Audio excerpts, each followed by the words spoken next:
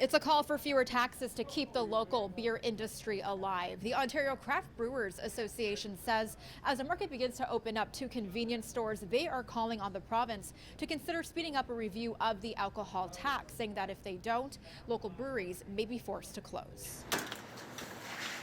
And we need some action fast, otherwise there's going to be a bad 2024. Local breweries like Great Lakes Brewery in Etobicoke say the amount of tax they have to pay in order to operate is in the hundreds of thousands of dollars. A tax system, they say, hasn't been upgraded in decades. The current tax structure is as old as my great-grandma.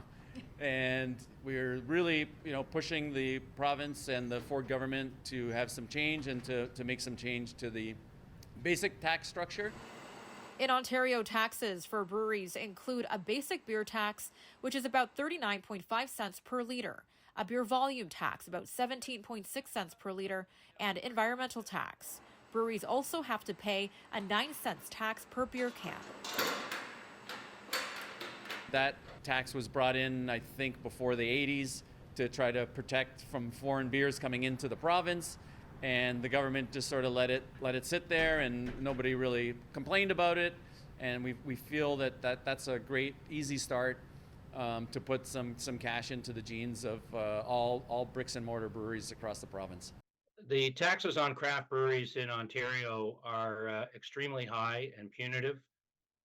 In my opinion, they're unfair to the small producers, small local producers. The provincial government recently announced the sales of beer, wine, and ready-to-drink cocktails will be available to convenience stores by 2026. President of the Ontario Craft Brewers Association, Scott Simmons, says this is welcome news. However, with the tax structure as it is, there may be fewer local breweries around by the time the change takes place. Our asks are pretty simple. We need a much more modernized and streamlined tax system here in Ontario that is much fairer to the smaller producers. These small producers, 342 of them, while they're only 12% of the industry volume in Ontario, they represent 80% of the jobs. These folks are very important to the local economy. In 2018, the beer tax increase was canceled. The government also delayed resuming beer tax rates increases to March of this year.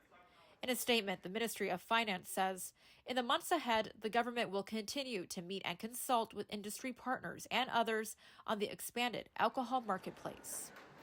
In Toronto, Melissa Nakhavoly, City News.